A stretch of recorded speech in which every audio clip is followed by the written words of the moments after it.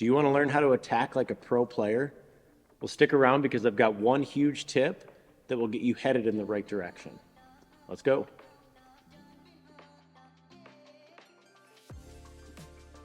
In part one of this series, we talked about how to pause the paddle for better shot control and ball control.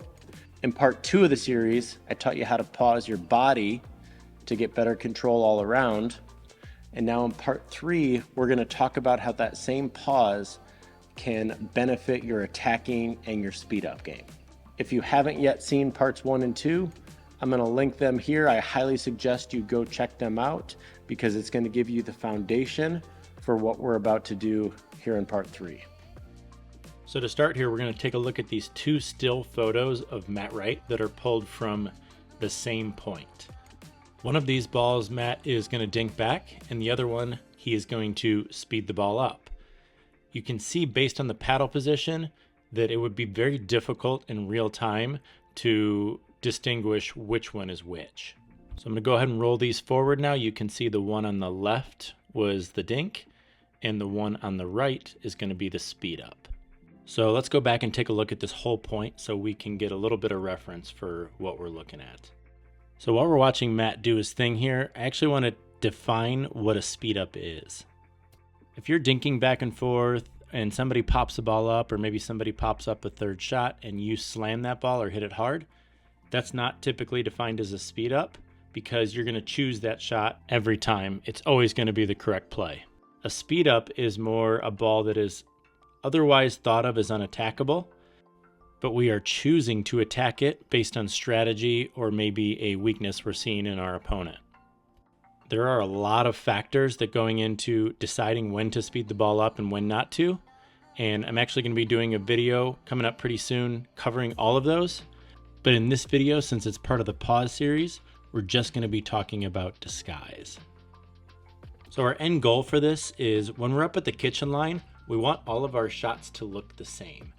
Whether you're dinking or pulling that trigger and speeding the ball up, you want it to look the same up until the very last moment to your opponent. As always, to learn this skill, we're going to be using a progression.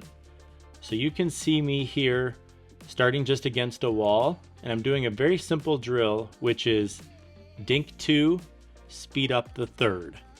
Then I catch that ball. My main goal is to be using the pause technique that we've worked on in the previous videos to make every single shot look the same right up until the very last moment before contact. So we're keeping things pretty simple right now. I did the forehands first, like I said, the pattern of usually 2 dinks, 1 speed up, sometimes 3 dinks. Then I switched and I'm working my backhand now. So again, couple dinks, then I pull the trigger, speed it up, and catch the ball and start it over again. Next in the progression, we're going to just start mixing up some forehands and backhands. And then you can also see that rather than catching the ball after the speed up, I'm just resetting and then going back to the dink. So 3-4 dinks, reset that hard ball, and then go back to dinking again. Okay, so next in the progression, we're going to get a little closer to live ball. I'm going to grab my Spinshot Ball Machine and have it feed me some dinks. Same process here. I'm going a couple dinks and then a speed up, with my goal being making every shot look exactly the same. Okay, pop quiz time. I got a freeze frame on 4 shots that I hit. 1 of them's a speed up, 3 of them are dinks. You look at them and tell me which one you think is going to be the speed up. If you said number 3, great job, give yourself a pat on the back. Don't get too excited though. Staring at a freeze frame and deciding which ball is going to be a speed up is one thing, but actually picking it out in real time when you're playing a game is a whole nother animal. As you practice this, you're going to get better and better at it, but the specifics of what we're trying to do here technically mainly have to do with the wrist. When we're dinking, we're going to keep a fairly locked wrist, as you can see in the video here. When I decide that I'm going to pull the trigger and speed that ball up, it's a quick flick of the wrist. Since the paddle's starting in a fairly quiet position, I need to get it going 0 to 60 as quickly as I possibly can, and activating the wrist is the easiest way to make that happen. You can see here that I'm pretty much going through all of my shots in this drill. I started with some forehands, then I did some backhands. Now I'm actually doing some two-handed backhands, which I sometimes use at the kitchen line as well. So I'm just trying to cover all my bases and get comfortable with all of these shots up around the kitchen line.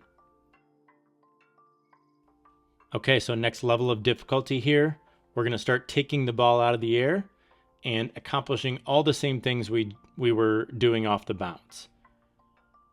We're going to dink a couple soft, and then we're going to wait for one we like and snap that wrist and accelerate the ball. Attacking the ball out of the air like this can be a really effective play because it's a little bit tougher to read for your opponent, and they have less time to react to it because typically you're reaching into the kitchen and they don't always know if you're going to take it out of the air or not. So the ball has a tendency to really get on your opponent quickly if you can master this skill. Just like before, go through your forehands and backhands on these and try to get comfortable with pretty much all of the shots you use up at that kitchen line. So once you feel fairly comfortable with some of these shots, your next step is to take this to the courts and start using it in some of your rec play games. Especially if you're a player that's naturally pretty passive or just kind of waits for the game to come to you. This is going to feel a little awkward, but our goal is that next time you're playing, you're going to try to pick a couple times in a match where you're going to be more aggressive and you're going to start that speed up. So here's a few examples of what this is actually going to look like in point play. As this point is happening, I want you to try to guess which ball is going to be the speed up in real time. You're going to find it's pretty difficult.